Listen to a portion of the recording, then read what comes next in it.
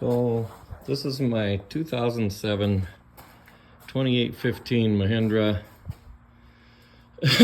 Been a good tractor, owned it about 3 years, I think, or 4.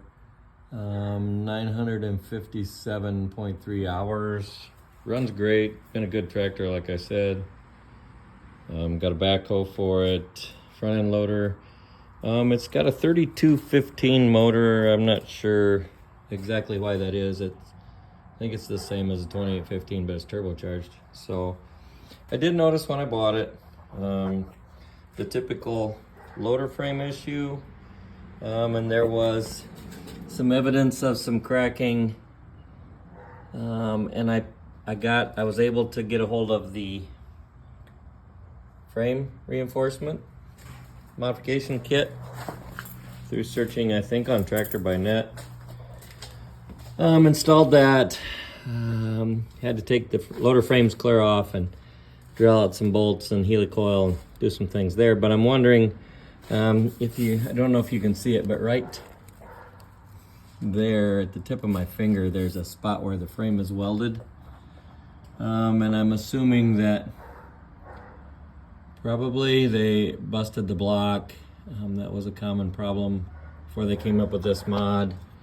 And they had to do a repair there and probably found another motor off another tractor or something. That's how it got the 3215 motor. But anyway, I don't want to make this very long. I don't have a camera, just using my cell phone, trying to record as I take this thing apart before and after. I should have got pictures before the hood. I'm gonna try to take advantage of this time, and the hood's kind of banged up. A little of that was that way when I bought it. Some of it I've done. I treat it like a tractor. I have just a small homestead here, and chickens and bees and garden, and we just work it like a regular tractor in the backhoe. So anyway, like I said, runs good. Hydraulics are all good. What I found, we had a right front wheel bearing come up leaking. Took it apart and the bearing was out. I had been lifting some stuff probably too heavy, and I had heard a noise. And as I'm looking and taking it apart here, I see the fan shroud. The fan is kind of tore up by the shroud. So I'd also noticed that as I raised the hood lately and then put it back, you can see how the bracket there, I had to pull to get that thing to slip down in there where it belongs. So that made me get thinking as I was tearing that front wheel apart. And what I found was in front of the engine block, just in front of the engine block, right through that serial number plate, you can see we got a crack started, and it's better than halfway up the frame. It's in front of, the rear support for the front axle. You can see is welded right across here. Goes right through that serial number plate. It's also on the other side. It's not clear to the top, but it's better than halfway. And it's on the other side as well. Can't see through there very good, but like I said, right in front of the engine block.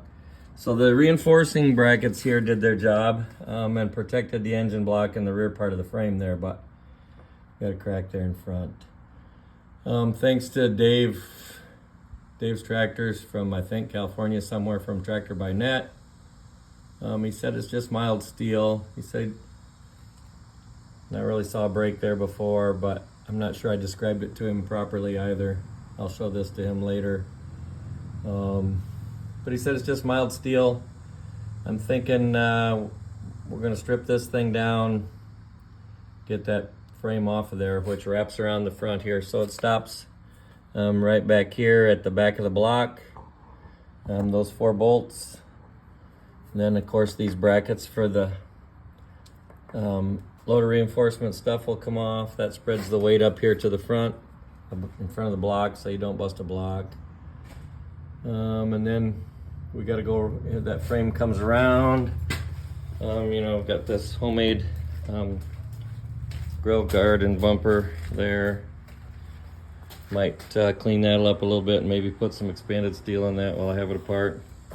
Then goes back around to the other side, the same location, right in front, right at the back corner of the block there in front of the transmission. So Shouldn't be too bad. I'm thinking I should have, like I said, I should have showed you when I started. I've been working at it about an hour, but not too long, mostly by myself. Had my son come out and help me lift the hood off. I'm ready to start on the oil cooler there on the front. So I'm gonna take the oil cooler off. Then I can split those lines, the lines split on each side back there, take those out, and then the radiator and all this stuff up front. Then I believe I gotta loosen the brackets that hold the front axle on, and maybe the lines. Thought about just leaving them on and moving it, but we'll see how that goes. May have to pick it up a little higher, drop the front axle out of there, take all the bolts out, and I believe I can just slide that frame right out of there. I do have a BuzzBox stick welder, but I think I want to get a real good weld on there. I'll probably take it to, I'll take some measurements to see if I can put any reinforcement on the inside, which it looks like we ought to be able to put some reinforcement on the inside. I don't see anything in there that moves or anything.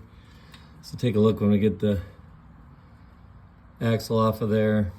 But if nothing on the inside, might be able to put a little bit of a reinforcement plate on there. Maybe can't really do that on the outside because of these hydraulic lines. That maybe we can. Maybe we can add a 1/4 inch or so on the outside, take serial number plate off, and reinforce out there. I'll ask the weld shop, see what they think.